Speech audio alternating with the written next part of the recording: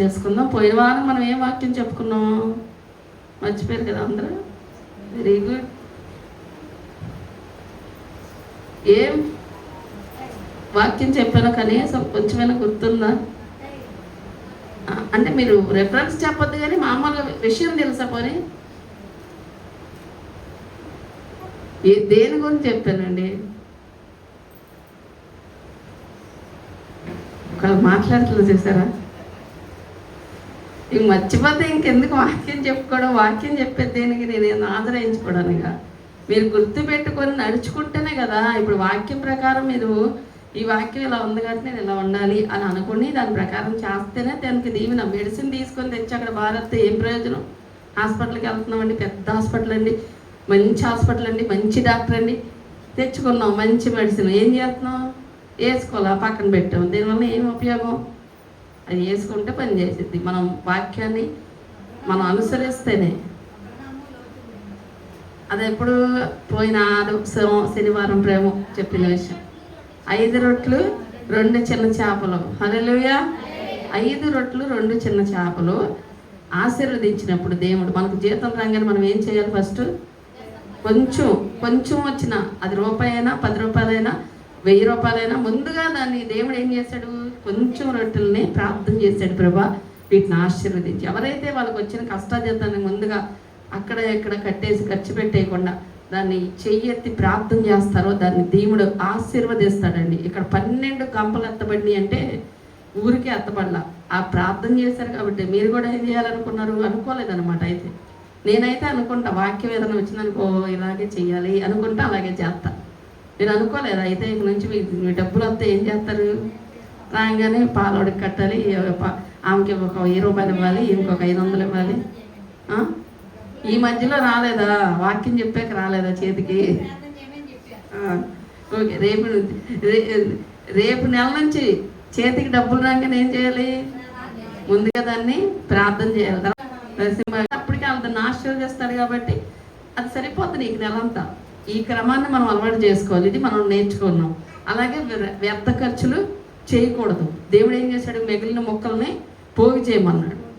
మనం ఎప్పుడు వేస్ట్ చేయకూడదు, దుబారా చేయకూడదు. ఎంత అవసరమో అంతే ఖర్చు పెట్టాలి, ఎంత అవసరమో అంతే తెచ్చుకోవాలి. అది దేవుడు చూస్తాడు. ఎందుకంటే ఆయన ఆ క్రమాన్ని మనకి నేర్పించాడు కాబట్టి. అది కూడా నేర్చుకుంటారా? 1 కేజీ బియ్యం వండేసి 1/4 కేజీ అవసరమైతే అక్కడ 1 కేజీ వండేసి 3/4 కేజీ పాడేస్తారు అవతల. అది మనకి దేవుడు ఇంకెవ్వడం. అలాంటి వాళ్ళకి చూస్తాడు. మనమే చూస్తే పిల్లలు అలా వేస్ట్ చేస్తే ఇవ్వం కదా ఎక్కువ. దేవుడు ఎప్పుడు కూడా ఇస్తాడు, అందరికి ఇస్తాడు, కానీ ఇచ్చి పరీక్షిస్తాడు. ఆ పరీక్షించినప్పుడు గెలిచినోడు ఇంకా కంటిన్యూ అయింది అదే దీవెన. మధ్యలో ఎవరికి ఆగిపోద్ది అంటే దుబారా చేసే వాళ్ళకి, వ్యర్థం చేసే వాళ్ళకి, దేవుణ్ణి స్తుతించిన వాళ్ళకి. ప్రభా 1 రూపాయి సంపాదించారంటే నువ్వు ఇచ్చిన బలం, నువ్వు ఇచ్చిన కృప ద్వారా అది ఏదైనా దేవుణ్ణి స్తుతించే మనసు మనకు ఉంటేనే మళ్ళీ 2వ డోర్ ఓపెన్ అవుతా ఉంటుంది. ఇది మనం నేర్చుకున్నాం కదా. ఇప్పుడు ఈ వారం మనం ఇంకొక పాఠం నేర్చుకుందాం. అదే 6వ అధ్యాయము యోహాను సువార్తలో, అదే 6వ అధ్యాయం. ఆల్రెడీ ఇవాళ అయిపోయింది టైం.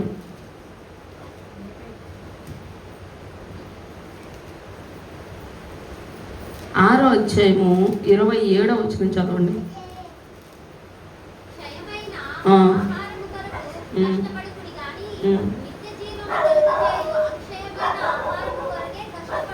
ఆ పై వచనం కూడా 26 కూడా చదవండి.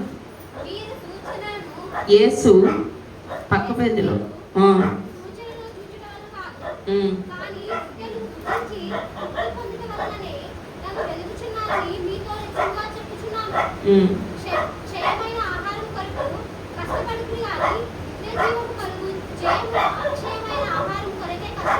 చాలండి. ఇక్కడ దేవుడు వాళ్ళతో ఒక మాట చెప్తున్నాడు. ఇప్పుడు 5 రొట్లు పంచి, దేవుడు గారు దాన్ని పట్టండి, 5 రొట్లు పంచి అందరికీ భోజనం పెట్టాక అందరూ చూసి, అమ్మో 5 రొట్లు 2 చిన్న చేపలు ఎన్ని వేల మంది తింటే ఎంత సమృద్ధి ఉందా అనేసి యేసుప్రభు ఎక్కడికి వెళ్తే అక్కడికి వెళ్తున్నారంట. ఆయన వెనకాలబడి వాళ్ళు దేనికి? ఆయన అంటే ఒక సముద్రం దాటి, ఒక నది దాటి, ఒక తీరం దాటి, ఒక ప్లేసు ఊరు దాటి ఎక్కడికో వెళ్ళిపోయారు యేసుప్రభు. వెళ్ళిపోయాక వీళ్ళందరూ అది కూడా దాటుకొని ఆయన ఎత్తుక్కుంటూ వచ్చేసారంట. వీళ్ళంతా ఇంత కష్టపడి వస్తే యేసుప్రభువారికి వాళ్ళని చూసి అన్నారంట, అబ్బా మనం ఇప్పుడు మనల్ని ఎత్తుక్కుంటే వాళ్ళని వచ్చారనుకో మనం సంతోషపడతాం కదా. యేసుప్రభువారికి ఆ సంతోషం లేదు వాళ్ళని చూస్తే. ఎందుకు లేదంటారు? వాళ్ళు అంత కష్టపడి అన్ని తిప్పలు పడి వస్తే వాళ్ళు దేనికి వచ్చారో ఆయనకి తెలుసు. ఎందుకంటే ఆయన మనం ఏ ఉద్దేశంతో దేవుడి మందిరానికి వస్తున్నామో ఆయనకి తెలుసు. ఇది మనం గుర్తుపెట్టుకోవాలండి. యేసుప్రభువారి దగ్గరికి వచ్చేవాళ్ళు దేవుడి మీద ప్రేమ ఉండాలి. దేవుడు మనకిచ్చే ఆశీర్వాదాల కోసం మాత్రమే దేవుడి సన్నిధికి రాకూడదు. యేసుప్రభువారిని తెలియనప్పుడు ఏదో కష్టం బట్టి, నీ రోగాన్ని బట్టి, నీ ఇబ్బందిని బట్టి, నీ సమస్యను బట్టి వచ్చావు, మంచిదే. కానీ వచ్చాక మనం ఆయన ప్రేమను తెలుసుకోవాలి కదా. కన్నీరు కారిస్తే కరిగిపోయే దేవుడు ఎవరైనా ఉన్నారా? మనుషులు కూడా కొన్నిసార్లు ఏమి చేయలేరు. ఏ దేవుడు రాడండి, కన్నీరు కార్చి నువ్వు ప్రార్థన చేస్తే దాని రిజల్ట్స్ వెంటనే చూస్తావు. కన్నీరు దాటిపోని దేవుడు ఆయన. హల్లెలూయా. పర్వతాలు దాటగలడు, సముద్రాలు దాటగలడు, ఏదైనా చేయగలిగిన వాడు కన్నీటి చుక్క దాటలేడు ఆయన. అంత మంచి జాలి కలిగిన దేవుడు అండి.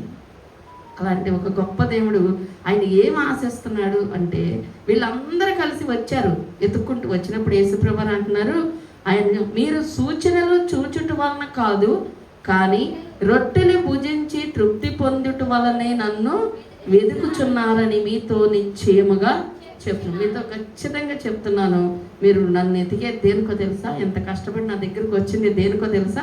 మీరు రొట్టెలు తిన్నారు కదా, దానికోసం వచ్చారు. అంతేగాని నా మీద ప్రేమ కాదు, నేను ఇంకా ఏదో అవసరమైంది కాదు, మీకు అవసరాలను బట్టి మీరు వస్తున్నారు అని చెప్తున్నాడండి యేసయ్య. ఈరోజు మనం కూడా ఈ క్వశ్చన్ వేసుకుందాం, అసలు నిజంగా నేను దేవుడి దగ్గరికి వచ్చేది దేనికి? ఈరోజున ఎంతోమంది చర్చికి వస్తున్నారు, కానీ చాలామంది ఎందుకు మానేస్తున్నారు? వాళ్ళ అవసరం తీరకపోతే మానేస్తారు, వాళ్ళు అనుకున్నది జరగకపోతే మానేస్తారు, లేదా జరిగితే ఇంకొంచెం ప్రేమిస్తారు, జరగలేదనుకో ఇంకొంచెం సైలెంట్ అయిపోతారు. అలా ఉండకూడదండి. యేసు ప్రభువులోకి రావాలని ఆయన కోరుకున్నది ఏంటో తెలుసా? మన నుండి మన ఆస్తి ఆయన అడగడు కదా. ఆయన మన నుండి కోరుకున్నది ఏంటి? ఆయన ఏ విషయంలో ఆనందిస్తాడో తెలుసా? మనం ఆయన్ని ఎందుకు వెంబడించాలో చెప్తున్నాడు ఇక్కడ యేసు ప్రభువు. మీరు అందుకు ఎదుగుతున్నారేమో, ఒకవేళ మీ తిండి కోసం మీరు అని అక్కడ ఒక మాట మాట్లాడుతున్నాడు. క్షయమైన ఆహారం కొరకు కష్టపడొద్దు, కానీ నిత్య జీవము కలగజేయు అక్షయమైన ఆహారము కొరకే కష్టపడుడి. హల్లెలూయా. మీరు ఒకవేళ తిండి కోసం వస్తున్నారేమో, బట్టల కోసం వస్తున్నారేమో, ఉద్యోగం కోసం వస్తున్నారేమో, బిడ్డల కోసం వస్తున్నారేమో, రోగాలకు తగ్గడం కోసం వస్తున్నారేమో, ఇవన్నీ వస్తున్నారేమో, దానికన్నా విలువైంది ఉంది. ఏంటో తెలుసా? అది ఎవరు ఇవ్వలేంది నిత్య జీవము. మనం మరణించాక కూడా మన ఆత్మ ఎక్కడికి వెళ్ళదు. మన ఆత్మ వెళ్ళాల్సిన దేవుడి దగ్గరికి వెళ్ళింది. శరీరం ఇక్కడే ఉండిద్ది. ఈ శరీరం సంబంధించినవి మనం ఎక్కువ ఆశపడతాం. మంచి బట్టలు కొనుక్కోవాలి, మంచి ఫుడ్ తినాలి, ఇవే దేవుడు, వీటి కోసమే దేవుడు అన్నట్టుగా బతుకుతున్నారు చాలామంది. అలా వద్దు అంటున్నాడు దేవుడు.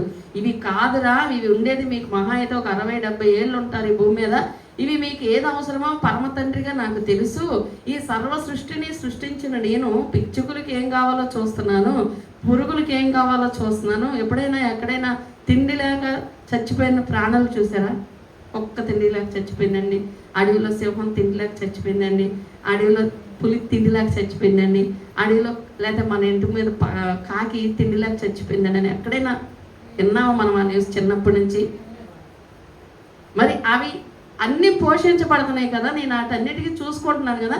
నేను నా చేతులతో మిమ్మల్ని చేసుకున్నాను, స్వహస్తాలతో చేసుకున్నాను. వాటన్నిటినీ జస్ట్ మాట ద్వారా చేశా, మిమ్మల్ని మాత్రం ప్రత్యేకంగా చేసుకున్నాను. ఆయన ఎలా చేసుకున్నాడు మనల్ని? మనం నిర్మించింది ఎవరు? ఇప్పుడు దీన్ని క్రియేట్ చేయడానికి ఒక వ్యక్తి ఉంటాడు. అందరూ నువ్వు నేను చేయగలను దీన్ని ఇలాగా, దీని వర్క్ దీనిది, దీని వర్క్ దీనిది, దీని లోపల ఎన్ని వైర్లు ఉంటాయో దీనికి సంబంధించినవి ఏమేమి ఉంటాయి మనకు తెలుసా? ఇదైతే పని చేయకపోతే మనం దీనికి సంబంధించిన వాళ్ళ దగ్గరికే తీసుకెళ్ళాలి.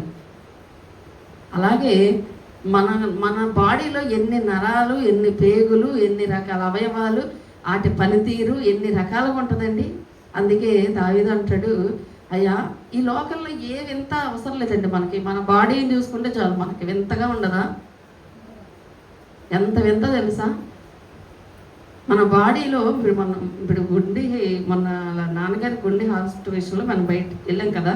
ఇప్పుడు డాక్టర్స్ వెళ్ళంగానే ఏం చెప్పారు, ఆ గుండె ఇప్పుడు ఈయనకి తీసుకెళ్ళేసరికి ఆల్రెడీ ఆయనకి బీపీ ఉంది, అప్పుడు ఎప్పటి నుంచో ఆయనకు ఉంది, కళ్ళు తిరుగుతున్నాయి, కొంచెం తల తిరిగినట్టు అనిపిస్తుంది. ఆయన ఆగి కాసేపు ఉండి మామూలుగా ఏం కాదులే, బలహీనంగా ఉన్నానేమో అనుకుని ఆయన పని ఆయన చేసుకుంటున్నాడు. అప్పటికే ఆయనకు బీపీ ఉంది. ఈ బీపీని ఆయన పట్టించుకోలేదు కనుక, అంటే బీపీ అంటే ఎక్కువ బ్లడ్ ప్రెషర్, ఎక్కువ టెన్షన్ పట్టడం, వెళ్ళిపోవాలి దాని తొందర, లేకపోతే ప్రాబ్లమ్స్ ఏమన్నా ఉన్నా, ఏమన్నా ఎక్కువగా ఆలోచించినా వచ్చింది, మన నరాలకి ఒత్తిడి పెరిగిపోద్ది. ఈ బీపీ వలన ఆయన ఏంటంటే కొన్నిసార్లు ఆయన ఇబ్బంది పడిన పరిస్థితులు ఉన్నాయి, కానీ ఆయన పట్టించుకోలేదు. ఆయనే కదా ఈరోజు చాలామంది కొన్ని పట్టించుకోలేకపోతున్నారు, వాళ్ళకున్న బిజీని బట్టి, వాళ్ళకున్న పరిస్థితిని బట్టి. అదేమైంది, ఆ రక్తం మొత్తం కూడా మన ఒక గుండెకి సరఫరా అయ్యే పంపులు ఉంటాయి, ఇవన్నీ 3 రంధ్రాలు ఉంటాయి. ఈ 3 బ్లాక్లు కూడా బ్లాక్ అయినాయి అనుకో, ఇంకా గుండెకి ఎలా వెళ్ళింది రక్తం చెప్పండి? ఇప్పుడు గుండె ఇట్లా ఇట్లా కొట్టుకుంటుంది కదా, ఇట్లా కొట్టుకుంటుంది. ఈ గుండె కొట్టుకోవాలంటే ఈ రక్తం వెళ్తా ఉండాలి దానికి. మళ్ళీ అది ఎవరికి పంపించాలో అది పంపించుకుంటుంది. బ్రెయిన్కి పంపించిద్దా? సైలెంట్ హార్ట్ అటాక్ అని ఉంటుంది. సైలెంట్ అంటే వాళ్ళకి తెలియదు కూడా, అది వచ్చినట్టు కూడా తెలియదు అంట. ఎందుకు తెలియదు? ఈ గుండెకి ఈ బ్రెయిన్కి కనెక్షన్ మధ్యలో కట్ అయిపోద్ది. కొన్ని నరాలు పనిచేయనప్పుడు ఇది పంపిస్తుంది దీనికి మెసేజ్, నాకు నొప్పిగా ఉంది అని. అప్పుడు ఈ బ్రెయిన్ ఆలోచిస్తుంది నాకు నొప్పిగా ఉందని, మన నోటి ద్వారా వచ్చేది. అది తెలియదు. ఈ బ్రెయిన్కి ఈ గుండెకి కనుక ఆ యొక్క కమ్యూనికేషన్ కట్ అయిపోయింది అనుకోండి, ఇది దీనికి చెప్పినా దీనికి వెళ్ళట్లా న్యూస్, దీనికి తెలియదు. దీని ఏం చేసేది సైలెంట్గా ఉంటుంది, ఇది సైలెంట్గా ఉంటుంది, ఇది సైలెంట్గా ఉంటుంది. అప్పుడు ఈ హార్ట్ మాత్రం పాపం దానికి ఇబ్బంది అయిపోద్ది. దానికి తెలిసిపోతుంది కదా, దానికి పంపింగ్ బ్లడ్ వెళ్ళట్లా దానికి. ఇది చెప్తుంది, దీనికి వెళ్ళట్లా. మధ్యలో నరాలు తేడా వచ్చినాయి, నరాలు కట్ అయినాయి, నరాలు పని చేయట్లా. కట్ అవడం అంటే కట్టి కాదు, పని చేయట్లా. మన బాడీలో ఎన్ని నరాలు, ఎన్ని పేగులు, మన పేగులే ఎన్ని కిలోమీటర్లు ఉంటుంది తెలుసా? తెస్తే బయటికి కోడికే వస్తాయిగా ఎంత బారు, ఇలా ఇలా చుట్టేసి. మరి దేవుడు మనకి ఎన్ని పేగులు పెట్టాడు? మన ఊపిరితిత్తులు, మన బాడీలో ప్రతి అవయవం దేవుడు ఎంత చక్కగా డిజైన్ చేశాడు. దాని పనితీర దాన్ని చేసుకుంటుంది. అది ఒకదానికొకటి సంకేతాలు ఇచ్చుకుంటా ఉంటాయి. ఇవన్నీ కలిసి బ్రెయిన్కి వెళ్తాయి. ఈ బ్రెయిన్ చెప్తుంటుంది, నీకు నొప్పి వస్తుంది, కాలు నొప్పి వస్తుంది, నాకు చెయ్యి నొప్పి వస్తుందని. దీనికి అర్థమవుతూనే ఇది నొప్పి వస్తేనే మనం నోటి ద్వారా మాట్లాడి చెప్పగలుగుతాం. లేదనుకోండి, ఈ బ్రెయిన్కి కనుక కట్ అయినాయి అనుకో, ఇక మనకి ఏ నొప్పి తెలియదు, ఎవరికి చెప్పడానికి ఉండదు. నొప్పే లోపల అనుభవిస్తూ ఉంటాం కానీ చెప్పలేం, ఎందుకంటే బ్రెయిన్కి వెళ్ళదు. ఇన్ని రకాలుగా పెట్టాడు దేవుడు మన సిస్టమ్ని. అందుకే దావీదు ఎక్కడో వెంత చూడటం కదా, దేవుడు ఎవరైనా మీకు దేవుడిని చూసారా? అసలు దేవుడు ఉన్నారు ఈ భూమి మీద? దేవుడు లేడు అని నమ్మేవాళ్ళు కొంతమంది ఉన్నారు. ఒక్కొక్కరు ఒక్కొక్క దేవతని, దేవుణ్ణి నమ్మేవాళ్ళు ఉన్నారు. యేసుప్రభుని నమ్మేవాళ్ళు కొంతమంది ఉన్నారు. వేరే వేరే దేవుడిని నమ్మేవాళ్ళు కొంతమంది ఉన్నారు. అసలు దేవుడే లేడు అని నమ్మేవాళ్ళు కొంతమంది ఉన్నారు. ఇన్ని రకాల గ్రూపులు ఉన్నాయి భూమి మీద. ఇప్పుడు ఆ దేవుడిని నమ్మన్న వాళ్ళ గురించి మనకు వద్దు. కానీ కొంతమంది అడుగుతారు, మీరు దేవుడు ఉన్నాడని మీరు ఎలా చెప్తారు? లేకపోతే దేవుడు ఏంటి, దేవుడు గొప్పతనం అంటే ఏ గొప్పతనం అవసరంలా, మన బాడీయే, మన అవయవాల నిర్మాణమే ఎంత చక్కగా డిజైన్ చేసి పెట్టాడో. లోపల అన్ని పేగులు మొత్తం చుట్టి నరాలు, ఎన్ని నరాలు ఉంటాయి, ఎన్ని సన్న కరెంటు తీగలు. ఆ ఏసీ ఓపెన్ చేసి అనుకోండి, చిన్ని వైర్లు ఎలుగు కొట్టేసింది మన ఇల్లు, ఎంత సన్నగా ఉన్నాయో అలాంటివి మన నరాలు మనకైతే. అది వైర్లు వాళ్ళకి. ఇలాంటివన్నీ పెట్టాడు మన బాడీలో. దేవుడు ఇంత చక్కగా నిర్మించిన వాడు ఆయన. దీని గురించి ఆయనకే తెలుసు. ఎక్కడే రిపేర్ వస్తే ఆయనే సెట్ చేస్తాడు. తినగా మనం అంటే సెట్ చేస్తాడు. లేకపోతే మనం నీకు రిపేర్ చేయడం కూడా వేస్ట్, దాని దగ్గరికి రా అంటాడు. ఇక్కడ క్షయమైనది ఈ భూమి మీద ఓన్లీ శరీరానికి ఏం కావాలో అదే చూసుకుంటున్నారు. అది కాదు, మీ ఆత్మ లోపల పెట్టా నేను. నా ఊపిరే ఆత్మ. దేవుడి జీవాయువు అని ఊపితే అది మనకు ఆత్మ, మనకు ప్రాణం పోసింది. ఇది మళ్ళీ నేను నా ఊపిరి నా దగ్గరికి వచ్చేస్తుంది. ఈ శరీరం, నేను మట్టితో చేసిన ఈ శరీరం మాత్రం ఇక్కడ ఉండిపోద్ది. అది పురుగులు పట్టిద్దో, లేకపోతే కాలుస్తారో, లేకపోతే పూడుస్తారో అవన్నీ తర్వాత క్వశ్చన్. ముందు దేవుడు ఇచ్చిన ఆత్మ మాత్రం ఆయన దగ్గరికి వెళ్ళిపోద్ది. ఆ ఆత్మకు మాత్రం చావు ఉండదు, బతుకుండదు. కాకపోతే దానికి ఖచ్చితంగా శిక్ష మాత్రం ఉంటుంది. అది శిక్ష లేకపోతే మంచి బ్రతుక అనేది మనం ఎక్కడ శరీరంతో చేసిన పనులను బట్టే నిర్ణయించబడింది. మనం ఇక్కడ శరీరంతోనే తప్పు చేస్తాం ఎక్కువ. మన ఆత్మకు ఏంది లోపల ఉంటుంది, దానికి ఏం తెలియదు సైలెంట్గా. కానీ మన శరీరం ఏమో అది కావాలంటది, ఇది కావాలంటది, అలా చేయాలంటది, ఇలా చేయాలి. ముందుగా తాగేవాళ్ళు, సిగరెట్లు తాగేవాళ్ళు. ఇంకో విషయం తెలుసా, మనం ఈ గుండెకి మూసుకుపోవడం ఎక్కువగా ఎవరికి జరిగిందంటే ఈ స్మోక్ చేసేవాళ్ళు ఆ యొక్క రంధ్రాలు బ్లాక్ అయిపోతాయంట. కొవ్వు ద్వారా కూడా బ్లాక్ అవుతాయి. కొవ్వు ఉంది ఇప్పుడు మనకి, నూనె ఫుడ్ తీసుకుంటాము అన్నీ ఎక్కువగా, దాని ద్వారా కూడా బ్లాక్ అయిపోతాయి అవి. ఇంకా చక్కగా మనం జాగ్రత్తగా మనం ఒంటిని కాపాడుకుంటున్నామే. ఇప్పుడు ఎన్ని జాగ్రత్తలు తీసుకుంటాం. ఇప్పుడు వాళ్ళ డాడీకి ఎన్ని జాగ్రత్తలు చేస్తారు వాళ్ళు, ఇంతకుముందు చేశారా? ఇప్పుడు తినే ఫుడ్ చూస్తారు, నూనె చూస్తారు, అన్నీ చూస్తాం ఇప్పుడు నుంచి. అంటే తేడా వచ్చింది అని. అలాగే ఈ తేడా ఇప్పుడు వచ్చింది కాదండి, మనం ఎప్పటి నుంచో జాగ్రత్తగా ఉన్నాం అనుకో. అసలు అంటే తినే విషయంలో ఎంత జాగ్రత్తగా ఉంటాం, అది తింటే మన శరీరానికి ఏమైద్దో అని. అలాగే ఆత్మ గురించి కూడా జాగ్రత్త ఉండాలని దేవుడు చెప్తున్నాడు. క్షయమైపోయే ఈ యొక్క శరీరం గురించి మీరు ఎక్కువ టెన్షన్ పడపాకండి. వీటి కోసం నన్ను తగ్గొద్దు అంటే, ఇప్పుడు మీరు దేవుడి దగ్గరికి వచ్చేవాళ్ళు అప్పులు తీరాలనో, ఆరోగ్యం రావాలనో, ఇంకో దేనికోసం రావద్దు. అది ఎవరైనా ఇస్తారు, నాకన్నా ఎక్కువగా ఇస్తారు. అయితే సాతానికి దండం పెడితే ఎవడండి? ఏమన్నాడు వాడు? యేసుప్రభు వారికి ఆఫర్ ఇచ్చాడు కదా, తీసుకెళ్ళి కొండ మీదకి తీసుకెళ్ళి, నువ్వు నన్ను గనక నమస్కరిస్తే ఈ భూలోకం అంతా చూపిస్తున్నాను చూసావా, మొత్తం నీదే అన్నాడు. యేసుప్రభు వారి పోవతలకి అన్నాడు. ఎందుకంటే ఆయనకి దాంతో పని లేదు. ఈ మనుషులకి అన్ని ఆస్తులు సంపాదించుకోవాలి, పేరు ప్రఖ్యాతులు గౌరవం, అందరూ పొగడాలి. ఏమీ మన వెనకాల రావు.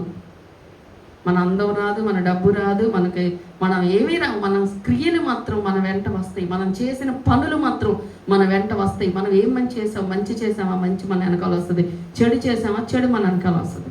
ఈ శరీరంతో ఏం చేసామో అది కూడా మనకే, మన శిక్ష మన ఆత్మ అనుభవించాలి.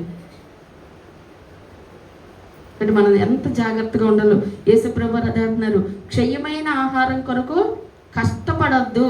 అంటే క్షయమైందంటే ఏంటి? ఇది కొన్నాళ్ళకి పాడైపోయే ఈ శరీరం గురించి ఎక్కువ కష్టపడబాకండి అని చెప్తున్నాడు. పాడైద్దు లేదా? ఇప్పుడు షారోను అని చాలా అందంగా ఉన్నారు, యవన బిడ్డలు కదా. ఇప్పుడు అదే అందం ఇప్పుడు మరి మనం ఉంటామా? ఒక వయసు అయ్యాక. ఎందుకని? ఈ శరీరం ఏమైద్ది? తగ్గిపోతూ ఉంటుంది కదా. అందుకే యవనస్తులు ఫోటోలు చూసారనుకో, కొంచెం అబ్బాయి ఎంత అందంగా ఉన్నావు వయసులో అంటారు కదా. మరి ఆ శరీరం ఏమైంది? ఉండదు. దేవుడు అందుకే శరీరంకి సంబంధించింది, శరీరం గురించి ఎక్కువ ఇంపార్టెంట్ ఇవ్వలేదండి. దేవుడు ఎప్పుడు కూడా ఆత్మకి ఇంపార్టెంట్. ఆయన రావాల్సింది దేనికి? శరీరానికి శిక్ష తప్పించడానికి రాలే. ఆయన శరీరం నలగొట్టుకున్న దేనికి?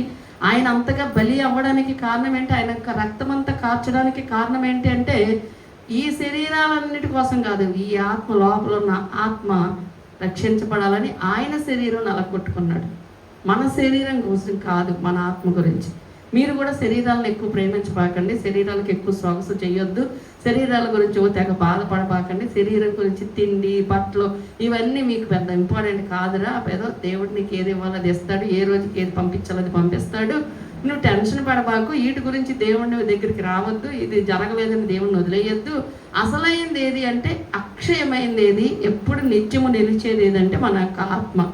అది దానికోసం మీరు వస్తే నేను సంతోషిస్తాను అన్నాడు. ఇప్పుడు మనం యేసుప్రభు వారు మనం రావడం ద్వారా ఆయన సంతోషించాలంటే, చాలామంది ఈ అవసరాల కోసమే వస్తారు చర్చికి. ఎక్కువగా ఇది జరగాలండి, అది జరగాలండి, అది జరిగితే వస్తానండి. నువ్వు జరగకపోతే మానే, నువ్వు రాకపోతే పెద్ద నష్టమేం లేదు. యేసుప్రభుకి ఏమైనా నష్టమా మనం రాకపోతే? మన ఆత్మ రక్షించబడాలి, రేపు నరకంలో కాలకూడదు అని ఆయన మన కోసం ఆయన రక్తం అంతా ఇచ్చి, ఆయన శరీరం అంతా నలకొట్టుకొని ప్రయాసపడి రండి, మీరు నమ్మండి, రక్షణ పొందండి అని చెప్తుంటే యేసుప్రభుకి ఆఫర్లు ఇస్తారు కొంతమంది. ఇది జరిగితే మేము వస్తామండి, అది జరిగితే మేము ఇలా చేస్తామండి, చర్చి కట్టేస్తామండి, ఒక నిలువెత్తు బంగారం ఎత్తామండి. నీ బంగారం పరలోకంలో ఆయన ఏం చేసుకుంటాడు ఆ బంగారంతో? పరలోకంలో యేసుప్రభుకి బంగారం కావాలా? మన డబ్బులు కావాలా? ఆయనే బంగారు రోడ్లని ఉంది, తారు రోడ్లు కాదు, బంగారు రోడ్లు, బంగారు కుర్చీలు. ఇక అక్కడ ఆకలి ఉండదు, దాహం ఉండదు. ఇంకెప్పుడు నిత్యము స్తుతిలే. దేవదూతలు స్తుతిస్తూ ఉంటే ఆడితో పాటు మనం స్తుతించడమే. పరలోకంగానికి వెళ్తే దేవుడి దయ వల్ల. వెళ్ళకపోతే ఆ ధనవంతుడు అరిసినట్టు, ఓ అయ్యో బాబోయ్ మంట భరించలేకపోతున్నా, నన్ను పైకి లాగండి, నాకు కొంచెం నీళ్ళు పోయండి నా మొహం మీద అంటాం. అరవడం తప్ప ఏముండదు. అగ్నిలోకి వెళ్తే 2 దారులు మనం చేసే ఈ పనులు. ఈరోజు దేవుడి మందిరంకి వస్తున్న నువ్వు ఏమి జరిగినా జరగపోయినా ప్రభా నా ఆత్మ ముందు రక్షించబడాలయ్యా, నా ఆత్మ రక్షించబడితే చాలు తండ్రి, మిగతావన్నీ కాదు, ఇంపార్టెంట్ కాదు నాయన. నాకు ఏది ఇవ్వాలో నీకు తెలుసు. పరమ తండ్రిగా ఏది ఇవ్వాలో ఆయనకి తెలియదా? ఒక బిడ్డలకి ఏమి ఇవ్వాలో తల్లిదండ్రులుగా తెలియదా? ఇప్పుడు ఆడికి ఏం పెట్టాలో తల్లిదండ్రులుగా వాళ్ళకి తెలుసు, ఆడికి తెలుసు బాగా. ఆడి సెలెక్ట్ చేసుకుంటాడా నాకు ఇది కావాలి నాకు అది కావాలని? ఆడికి ఏం పెట్టాలో టయానికి వాళ్ళకే తెలిసిద్ది. అలాగే మన కన్నా తండ్రి, పరమ తండ్రి, మనల్ని చేసుకున్నవాడు ఆయనకి తెలుసు కదా, ఏది నా బిడ్డలకు ఇవ్వాలో, ఏ వ్యక్తిని తన జీవితంలోకి పంపించాలో భర్తగా తెలుసు, ఏ వ్యక్తిని తన కుటుంబంలోకి పంపించాలో తెలుసు, మనకి ఏ ఉద్యోగం ఇవ్వాలో తెలుసు, ఏ పని ఇవ్వాలో తెలుసు, ఏమి ఇవ్వాలో అన్నీ తెలుసండి ఆయనకి. మనం ఏమి చెప్పాల్సిన అవసరం లేదు. మనం అడగడం తప్పు కాదు, ఆశపడడం తప్పు కాదు, కానీ దానికోసం ప్రభువుని వదిలేయడం లేదా పొగిడేయడం కాదు. అది కరెక్ట్ పద్ధతి కాదు అని చెప్తున్నాడు. క్షయమైన దానికోసం మీరు ఎక్కువ కష్టపడబాకండి, నిత్య జీవము కలగజేయు అక్షయమైన ఆహారం కొరకే కష్టపడండి అని చెప్తున్నాడు. అంటే దేనిపైన మనం ఎక్కువ శ్రద్ధ పెట్టాలో గుర్తుపెట్టుకోండి. ఈరోజు నీకు కాళ్ళు నొప్పులు వచ్చినా, నీకు నడుము నొప్పి వచ్చినా, నాకు వెన్నుపోస నొప్పి వచ్చినా, ఈ నొప్పులన్నీ ఉన్నా, ఏ రోగంతో ఉన్నా ఏం పర్వాలేదు, పరలోకి వెళ్ళిపోతాం. కానీ పాపిగా మాత్రం పరలోకి వెళ్ళం. మనలో పాపం ఉంటే, మనలో దేవుడికి ఇష్టం లేని క్రియలు ఉంటే పరలోకి వెళ్ళం. మనం రోగిగా అన్నా పరలోకి వెళ్తాం. ఎందుకంటే తెలుసా, రోగిలైనా ఈ శరీరానికి రోగం, ఆత్మకు కాదుగా. కానీ మనం పాపం చేసాం అనుకో, అది ఆత్మకి, ప్రాణానికి, శరీరానికి అన్నిటికీ వెళ్ళిపోద్ది. మనం చేసిన ఈ క్రియల వలన మన ఆత్మ శిక్షించబడింది. కాబట్టి ప్రభు దగ్గరికి వచ్చేవాళ్ళు ఎప్పుడు కూడా ప్రభు దగ్గరికి ఏదో జరిగిద్ది, ఏదో జరగలేదు, అవ్వట్లేదు అని ఆశతో రావద్దు. అది దేవుడికి సంతోషం కాదు. ప్రభు దగ్గరికి వస్తున్న వాళ్ళు ప్రేమతో రావాలి. ఆయన మీద, ఆయన నిత్య జీవం ఇవ్వడానికే వచ్చాడని ఆయన మనకు తెలియాలి. యోహాను సువార్తలో ఒక స్త్రీ ఉంటుంది, సమరయ స్త్రీ అని. ఆ సమరయ స్త్రీకి దాహం వేసిద్ది, క్షమించండి, ఆమె నీళ్ళకి వెళ్ళిద్ది. యేసు ప్రభు వారికి దాహం వేసిద్ది.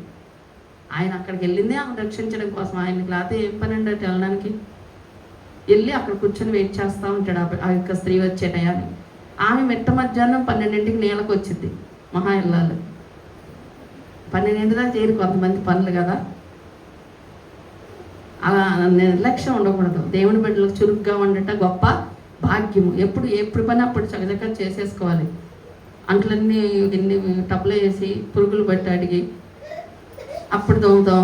బట్టలన్నీ ఒక ఎన్ని మూలేసి ఎప్పుడో ఉతుకుతామండి ఒకసారి. ఈ పద్ధతి మంచి పద్ధతి కాదు. దేవుని బిడ్డల లక్షణం ఏమాత్రం కాదు. అది దీవించబడదు. అది మనం పాపంలో ఉంచింది. అది దేవుడికి అపరిశుభ్రత ఉన్న వాళ్ళలో దేవుడు కూడా ఉండడం. ఆయన పరిశుద్ధుడు కనుక మనం కూడా ఎప్పటికప్పుడు ఎలా ఉండాలి? పరిశుద్ధంగా ఉండాలి. మంచిగా కడుక్కోవాలి. నీ ఇల్లు నీట్గా కడుక్కోవాలి, బట్టలు నీట్గా ఉతుక్కోవాలి, తినే ఫుడ్ నీట్గా ఉంచుకోవాలి. ఎప్పటికప్పుడు అన్నీ శుభ్రం చేసుకుంటూ ఉండాలి. హృదయాన్ని కూడా శుభ్రం చేసుకోవాలి. అన్నిటికన్నా మంచిది దేవుడు ఎప్పుడు ఏం చూస్తాడు? ఇల్లేమో మనం చూస్తాం. ఇంటికి వెళ్ళి ఇల్లు ఎలా ఉంది, నీట్గా ఉంది, బాగా చదివారు, బాగా పెట్టుకున్నారు మంచిగా అని ఇల్లు మనుషులం కాబట్టి. ఆయన ఏం హృదయం చూస్తాడు? ఆయన ఇల్లు చూస్తాడు. మన హృదయం అనే ఇల్లు చూస్తాడు. ఇందులో ఏముంది? అసూయ ఉందా, కోపం ఉందా, పగ ఉందా, ప్రతీకారం ఉందా? ఇవన్నీ కడుక్కోలేదు అనుకో ఎప్పటికప్పుడు ఇల్లు ఎలా మురికైపోద్దో. ఇప్పుడు ఇల్లు మందిరం తుడుతాం, మళ్ళీ మురికి అవదా? అవ్విద్ది. ఇల్లు కడుగుతాం, మళ్ళీ అవ్వదా? అయ్యిద్ది. బట్టలు ఉతుకుతాం, మళ్ళీ అవ్వదా? అయ్యిద్ది. ఎలా అయితే దాన్ని మళ్ళీ మళ్ళీ కడుక్కుంటున్నామో హృదయాన్ని కూడా కొంతమంది అనుకుంటారు, బాప్తిజం తీసుకున్నప్పుడన్నీ ఒప్పుకున్నామండి, పాపాలన్నీ ఒప్పుకున్నాం, దేవుడు మంచి దర్శనం ఇచ్చాడు, అందుకే క్షమించాడు కాబట్టి ఇంకా దేవుడు బాప్తిజం ఇచ్చాడు, ఇక మేము కడుక్కోవాల్సిన అవసరం లేదు, మేము పరిశుద్ధులమే, ఇక నీతిమంతులమే, మాకు ఇంకేం అవసరం లేదు, ఒప్పుకోవాల్సిన అవసరం లేదని చెప్తారు. లేదండి, ప్రతిరోజు ఒప్పుకోవాలి. మనం ప్రతిదీ కంటి ద్వారా పాపం చేస్తాం, మాటల ద్వారా పాపం చేస్తాం, చూపుల ద్వారాను, మాటల ద్వారాను, నోటి ద్వారాను, ఇంకా రకరకాలుగా చేతుల ద్వారా, మన కాళ్ళ ద్వారా ఎక్కడికి వెళ్ళకూడదో వెళ్తాం, ఏం చేయకూడదు ఈ చేతితో చేస్తాం, ఏది తినకూడదు ఈ నోటితో తింటాం, ఏం మాట్లాడకూడదు ఈ మాటలు మాట్లాడతాం. అన్ని ప్రభా నేను మాట్లాడానయ్యా, పలానా అపవిత్రమైన మాట నా నోటముట వచ్చింది, నన్ను శుద్ధి చేయి అని నువ్వు అడగపోతే అది లోపల నీ ఇంట్లో మరక ఎలా ఉండిద్దో అలాగే ఉండిద్ది నీ హృదయంలో. నీ హృదయం శుద్ధి కాకుండా దేవుడు నీ జీవితం మార్చలేడు. నువ్వు ప్రతిరోజు ఒప్పుకోవాల్సిందే. అలా అంటే రోజు తిట్టేసి ఒప్పుకోమంటారు అమ్మగారు అంటే అది కరెక్ట్ కాదు. అడుసు తొక్కనేలా కాదు కడగనేలా అన్నట్టుగా ఉంటుంది. బురదలో అడిగేయడం ఎందుకు, మళ్ళీ కడుక్కోవడం ఎందుకు? ఒకవేళ ఇప్పుడు దుమ్ము పడింది, అది మనమే ఆపలేము, దాన్ని దులుపుకో తప్పులా. మనమే దుమ్ము వేసుకుంటే ఎట్టుంటుంది, తెచ్చి పిచ్చోళ్ళు అంటారు కదా, అలాగే ఉంటుంది. దేవుడి దగ్గర ఎప్పుడు కూడా చాలా జాగ్రత్తగా ఉండాలి. దేవుడి వాక్యం అదే చెప్తుంది. ప్రభు అంటున్నాడు, ఆ యొక్క క్షమించండి, ఆ యొక్క ఆ టైంకి వస్తుంది, 12ంటికి వస్తుంది. వచ్చినప్పుడు యేసు ప్రభువారు నాకు కొంచెం నీళ్ళు ఇవ్వమ్మా, దాహం వేస్తుందని అడుగుతారు. ఆమె ఏమంటది, అయ్యా నా దగ్గర నీళ్ళు తాగుతావా, నేను ఒక పాపపు స్త్రీని అన్నట్టు మాట్లాడిద్ది. అప్పుడు యేసు ప్రభువారు, నువ్వు ఎవరిని దాహం అడుగుతున్నావో నీకు తెలిస్తే నువ్వే నన్ను అడుగుతావు. యేసు ప్రభువారని ఆమెకు తెలియదు, అంటే దేవుణ్ణి ఏం అడగాలో ఆమెకు తెలియదు అని అన్నప్పుడు ఆమె అంటది, అయ్యా ఎవరయ్యా నువ్వు అని అందగాని యేసు ప్రభువారు అక్కడ ఒక మాట అంటారు, నేను ఇచ్చే నీళ్ళు తాగితే నువ్వు ఇంకెప్పుడు కూడా దాహం ఏది నీకు అంటాడు. అప్పుడు ఆమె అంటది, అయ్యా అయ్యో ఇవ్వయ్యా కొంచెం, ఆ నీళ్ళు ఇవ్వయ్యా, పద్దాకా వచ్చి ఇక్కడ రాలేకపోతున్నాను, చేదుకు 12ంటికి కూడా మహా ఇలా రాలేకపోతుందంట. రాకుండా నేను ఇంత కష్టపడకుండా ఆ నీళ్ళు ఏదో కొంచెం ఇవ్వంటది. అప్పుడు కూడా ఆమె ఏం ఆలోచిస్తుందంటే శరీరం గురించి ఆలోచిస్తుంది. ఈరోజు చాలామంది దేవుని నమ్ముకున్న వాళ్ళు ఎక్కువగా అవే ఆలోచిస్తారు. ఇల్లు కట్టామా, ఉద్యోగం వచ్చిందా, పెళ్లి చేసావా, అయ్యా ఏ కాదు, ఇవన్నీ దేవుడు ఇస్తాడు, నీకు అవసరమైనవి అన్నీ ఆయన చేస్తాడు. ఆయన చేయడని చెప్పట్లా, కానీ అన్నిటికన్నా ముందు మనం ఏది అడగాలి, ప్రభా నా హృదయాన్ని శుద్ధి చెయ్యి, నేను నీకు నచ్చేటట్టుగా నేను బ్రతకాలయ్యా, నా బ్రతుకులో నువ్వు కనపడాలయ్యా, నీలా నేను ఉండాలి ప్రభా, నేను అలా మార్చు తండ్రి అని అడగాలి. ఏం వద్దో ఆయనకి అవి విడిచిపెట్టాలి. బుద్ధులు కొంతమంది నోరు తెరిస్తే బురదగుంట మురిక్కాలం అంటారు చూసారా, అట్లా ఉంటుంది వాళ్ళ నోరు. అంటే పళ్ళు తోముకోరా అంటే కాదు, నోట్లోంచి బూతులే వస్తాయి, మాటలు తక్కువ వస్తాయి. అప్పుడు ఆ నోరు బురదగంట పక్కన ఎక్కువసేపు నుంచుంటాం మనం. దేవుడు ఎందుకు ఉంటాడండి వాళ్ళ జీవితాల్లో? ఉండడు. మన నోటిని శుభ్రపరచుకోవాలి, మన నోటిని పరిశుద్ధపరచుకోవాలి. ఆ మాటలు నేను మాట్లాడకుండా నోటికి కత్తి పెట్టుకోమన్నాడు, నోటికి కత్తిరి పెట్టుకోవాలి. ప్రభా నేను అవి మాట్లాడకుండా ఉండడానికి నాకు కృపనివ్వు నాయన, నాకు కొంచెం బలహీనత వల్ల అవి వచ్చేస్తున్నాయి, చిన్నప్పటి నుంచి మాట్లాడి వచ్చేస్తున్నాయి నాయన, చిన్నప్పటి నుంచి నేను అలా చేసి అది చేసేస్తున్నానయ్యా, తెలియక నాకు కట్ చేసుకునే జ్ఞానాన్ని ఇవ్వయ్యా, కృపనివ్వయ్యని కనీసం ప్రభు దగ్గర అడగాలి. రోజు ఈ అవసరాలే అడుగుతారు అందరూ. ఏమడుగుతున్నారు మీరు? ఎక్కువగా శరీరానికి సంబంధించి అడుగుతారు. యథార్థం చెప్పండి, అవునా? ఎప్పుడైనా ప్రభా నన్ను ప్రేమించే మనసు ఇవ్వయ్యా, నాకు క్షమించే మనసు ఇవ్వయ్యా, కోపం అవుతుందయ్యా, అయ్యా ఎవరినైనా సరే సహించుకునే ఓర్పు ఇవ్వయ్యా, అది ఇవి అసలు మన దేహానికి కాదు, మన శరీరానికి కాదు, మన ఆత్మకు కావాల్సిన ఇవి అడగాలి. ఎప్పుడైనా మీరు ఇవి అడగరు, వీటి గురించి అసలు కనీసం తెలియదు. ఆరోగ్యం ఇవ్వయ్యా, దేనికి మంచిది ఆరోగ్యం ఇవ్వాలి, కానీ అంతకన్నా ముందు నీ ఆత్మ గురించి ఆలోచించు. ఎక్కువగా అక్కడ కదా బతకాలి మనం. యుగాలు అగ్ని ఆరదు, పురుగు చావదు. ఏ పురుగు మనమే. శిక్ష ఉంది, ఖచ్చితంగా తీర్పు ఉంది. మన జీవితంలో ఏది కోరుకుంటున్నాం దేవుని ఒకసారి పరిశీలన చేసుకోండి. ప్రతి ఒక్కరు ఏది అడుగుతున్నాం, ఎంతసేపు ఈ లోక సంబంధమైన ఈ శరీరానికి అవసరమైన ఎంతసేపు బంగారం కొనుక్కోవాలి, మంచి డ్రెస్సులు కొనుక్కోవాలి, మంచి పట్టు చీరలు కొనాలి, వాళ్ళు అంత కొన్నారంటే అంతకన్నా ఎక్కువ కొనాలి, ఈ అవగాదు. అవి ఉండొద్దని అంటలా, కానీ ఫస్ట్ అడగాల్సింది ఏంటో తెలుసుకో. శ్రద్ధ దేని మీద ఉండాలని దేవుడు చెప్తున్నాడు ఇక్కడ.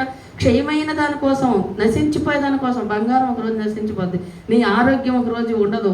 ముసలం అయితే ఎందుకు పనికి రాకుండా అయిపోతాం. మన అందం ఉండదు, మన డబ్బు కూడా ఈరోజు ఉంటుంది, రేపు ఉండదు. అది ఎవరి దగ్గర ఉంటుందో అస్సలు చెప్పలేము.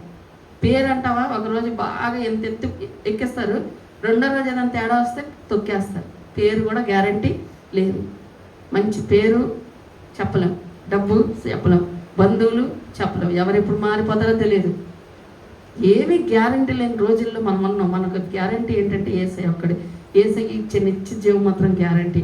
దీనికోసం మనం ప్రయాసపడాలని యేసుప్రభు చెప్తున్నాడు. కాబట్టి అలాంటి ప్రార్థన మీరు నేర్చుకోవాలని నేను కోరుకుంటున్న సంఘ కాపరిగా మీరు ప్రార్థన చేసుకోండి ప్రతి ఒక్కరు. ప్రభా అక్షయమైన దానికోసం మేము పాటుపడాలి, క్షయమైన దానికోసం ఎక్కువ కష్టపడుతున్నామేమో, ప్రయాసపడి దానికోసం ఉపాసాలు చేస్తారు. ఒక్కరోజైనా ప్రభా నేను ఇగో ఇలా ఉండాలనుకుంటున్నాను, మంచిగా మారాలనుకుంటున్నాను, కోపం తగ్గించుకోవాలనుకుంటున్నాను, నాకు కృపనివ్వయ్యా అని ఒక్కరోజైనా ఉపాసన చేసామా?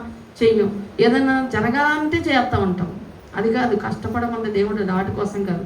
వాటి కోసం నువ్వు కష్టపడపోయినా ఆయన ఎత్తాడు. నువ్వు కష్టపడాల్సింది దేనికో తెలుసా? పరలోకంలో సంపాదించుకోబోయేది ఏంటంటే నిత్య జీవం. దానికోసం నువ్వు ఇక్కడ కష్టపడాలి ప్రభా. అది అక్కడ కష్టపడాలని క్షమించిన అక్కడ అది సంపాదించుకోవాలంటే ఇక్కడే కష్టపడాలి. ఎలా కష్టపడాలి? ఇక్కడ మన కోపం, మన అసూయ, మన యొక్క ఉద్రేకం, మన యొక్క పాప స్వభావం, మన యొక్క కుళ్ళు, కుతంత్రాలు, చాడీలు చెప్పడం, అక్కడ ఇక్కడ చెప్పడం, ఎన్నో ఉంటాయో ఇక చెప్పాలంటే లిస్టు. అవన్నీ నుంచి నేను మారాలి, అవన్నీ విడిచిపెట్టాలని ఇక్కడ కష్టపడాలి. ప్రార్థనలో చేసుకోండి చిన్న ప్రార్థన. ప్రేమ, నటించే ప్రేమ దేవుడికి అస్సలు అవసరం ఉండదు. వేసికైనా పర్లోకంలో రానిస్తారు కానీ వేషధారిని అస్సలు రానండి అన్నాడు ఆయన.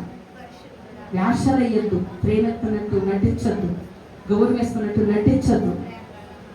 చాలా కష్టం. మరి కష్టమైన చేయడం కోసం ఉపాసం ఉండాలి. అవసరమైంది దీనికి కదా చేయమన్నాడు దేవుడు. దీనికి కదా ఉపాసం ఉండాలి, దీనికి కదా ప్రార్థన చేయాలి, దీనికి కదా ఏడవాలి ప్రభు దగ్గర. నువ్వు ప్రార్థన చేస్తా నేను ఇస్తాను. వాటి కోసం నువ్వు ఎక్కువ ప్రయాసపడద్దు అంటున్నాడు. నీకు మరణించాక మన యొక్క ఆత్మ ఎక్కడికి వెళ్తుందో అదే మనకి ఇంపార్టెంట్. ఏం మారాం దేవుళ్ళకి వచ్చాక? ఏం ప్రేమిస్తున్నాం, ఎంత ప్రేమిస్తున్నాం, ఎంత క్షమిస్తున్నాం? కోపస్తారు, ఊరికే బూతులు మాట్లాడతారు, అపవిత్రమైన చూస్తారు, అపవిత్రమైన మనం దేవుడు ఎన్నిటికీ రేపు శిక్ష ఉంటుందని తెలుసా నీకు? పరిశుద్ధుడవా నీలా మార్చండి నాయన. నేను ఏది ఇచ్చినా ఇవ్వకపోయినా నేను ప్రేమించే మనసు కావాలయ్యా. నువ్వు నిత్య జీవం వేస్తే